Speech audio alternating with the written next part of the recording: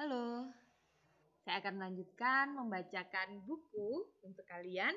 Buku dengan judul Sejarah Dunia untuk Pembaca Muda, tulisan dari Ernest H. Gombrich. Bab yang kedua. Penemu paling hebat yang pernah ada. Dekat kota Heidelberg, Jerman, orang pernah menggali tambang yang dalam sekali. Di situ, jauh di bawah permukaan tanah, ditemukan sepotong tulang. Tulang manusia. Jenisnya rahang bawah. Yang aneh, dewasa ini tidak ada orang yang memiliki rahang bawah seperti itu. Begitu rapat dan kuat. Demikian pula deretan gigi yang ada padanya. Pasti si pemilik rahang itu dulu dapat menggigit apa saja dengan sempurna. Namun, gigit-menggigit itu pasti sudah berlalu lama sekali. Kan tulang rahangnya tertanam begitu dalam di bawah permukaan tanah. Di tempat lain di Jerman, namanya Neanderthal, pernah ditemukan tulang tengkorak, yaitu batok kepala seseorang. Tapi kamu tidak usah merasa ngeri. Tulang ini menarik sekali, sebab tulang tengkorak seperti ini juga tidak ada lagi pada zaman sekarang. Orang di Neanderthal itu tidak memiliki dahi seperti kita. Di atas alis matanya cuma ada tonjolan tebal memanjang. Bagaimana itu? Kan di balik dahi ini pikiran kita bekerja. Berarti orang yang tidak memiliki dahi itu kiranya tidak begitu sanggup berpikir. Siapa tahu? Yang jelas berpikir merupakan pekerjaan yang jauh lebih berat baginya dibanding bagimu atau bagiku. Maka pada zaman dahulu pernah ada orang-orang yang tidak begitu sanggup berpikir, tetapi dapat menggigit jauh lebih kuat dibanding kita sekarang. Begitu keyakinan para ilmuwan pada waktu tengkorak itu ditemukan dan keyakinan itu dipegang terus sampai belum lama ini. Namun kau pasti akan menyergah. Tunggu dulu. Ini tidak sesuai dengan kesepakatan kita tadi. Kapan orang-orang itu hidup? Apa pekerjaan mereka? Dan bagaimana keadaan pada waktu itu? Nah, mukaku memerah. Satu-satunya jawaban yang dapat kuberikan adalah hal-hal itu belum kita ketahui secara persis. Akan tetapi, kita berusaha terus dan lambat laun pasti akan ketemu jawabannya. Kalau sudah besar nanti, kamu bahkan dapat ikut membantu mencari jawabannya. Mengapa kita belum mengetahui hal-hal tersebut? Ya, orang-orang pada waktu itu kan belum dapat membuat catatan. Lagi pula, ingatan kita tidak sampai ke zaman mereka. Sementara mukaku sudah tidak begitu merah lagi, memang ada 1-2 hal yang tertulis di atas tadi tidak lagi dianggap 100% tepat dewasa ini. Namun paling tidak, ketika pertama kali menuliskan buku ini, ramalanku tepat.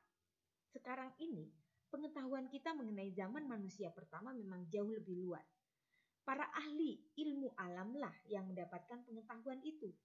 Mereka menemukan sifat bahan tertentu, umpamanya kayu, serat tanaman, dan batu-batu vulkanis yang berubah secara perlahan-lahan tapi teratur.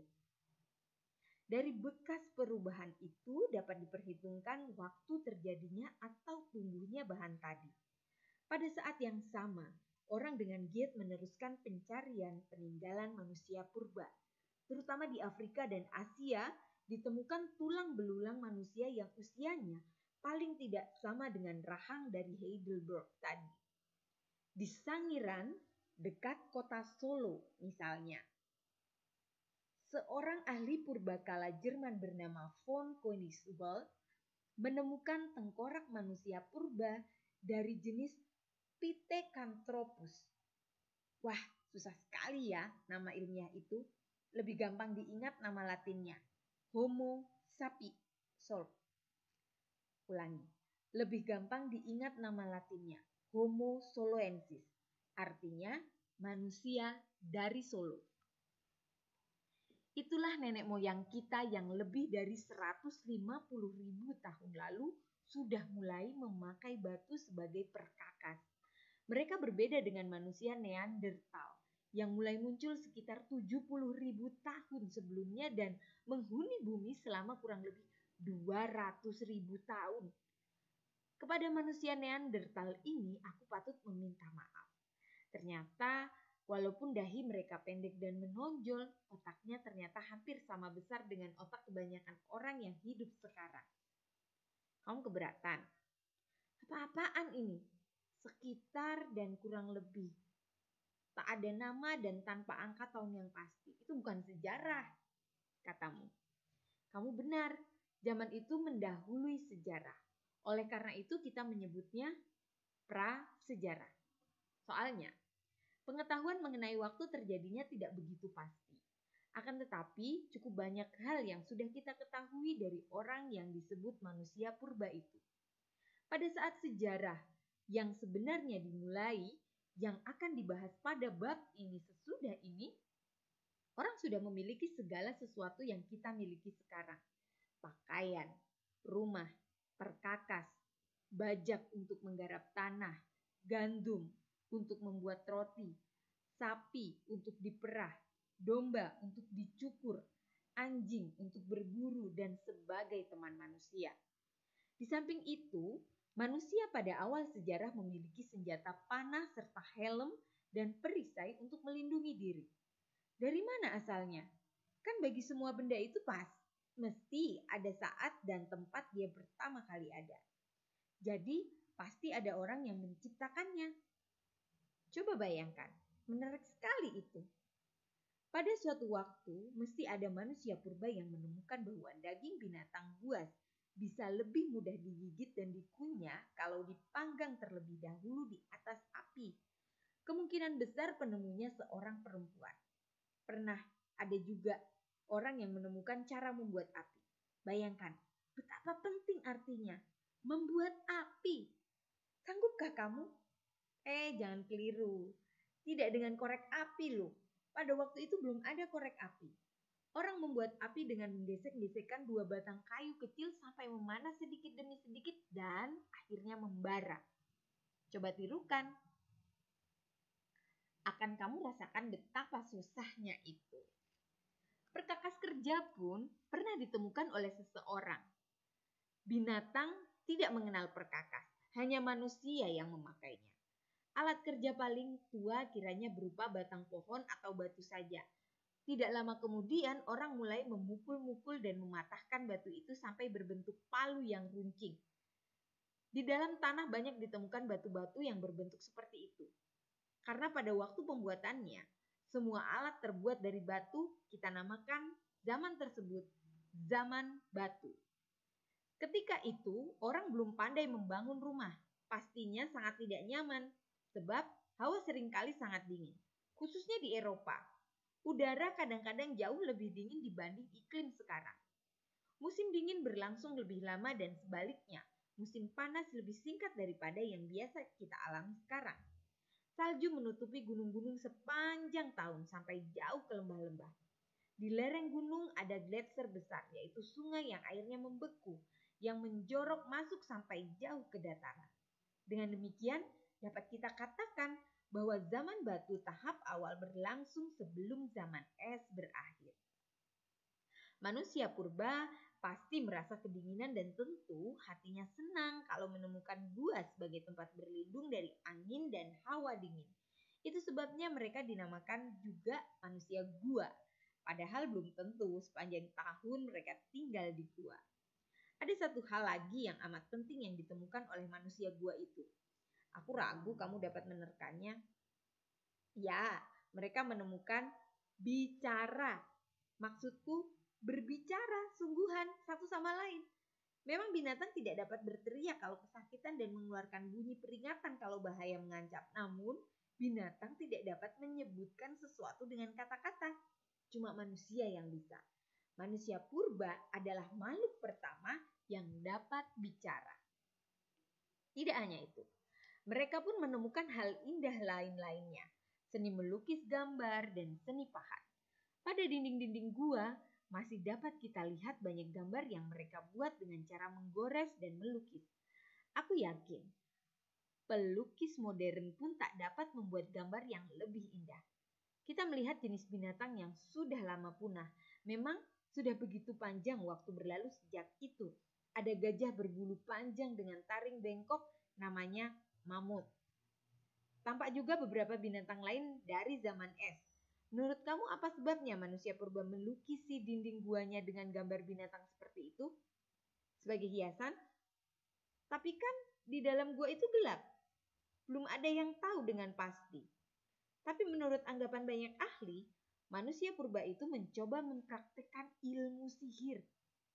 Mereka percaya kalau gambar binatang dilukiskan ke dinding, binatang yang sebenarnya akan muncul. Binatang itu kan perlu buat mangsa buruan mereka. Sebab kalau tidak, mereka bisa mati kelaparan. Jadi mereka mencoba menemukan mantra sihir. Asik sekali kan kalau kita dapat menyulap apa saja semaunya? Sayangnya tidak demikian. Periode zaman es berlangsung selama kurun waktu yang tak terbayangkan lamanya, yaitu puluhan ribu tahun.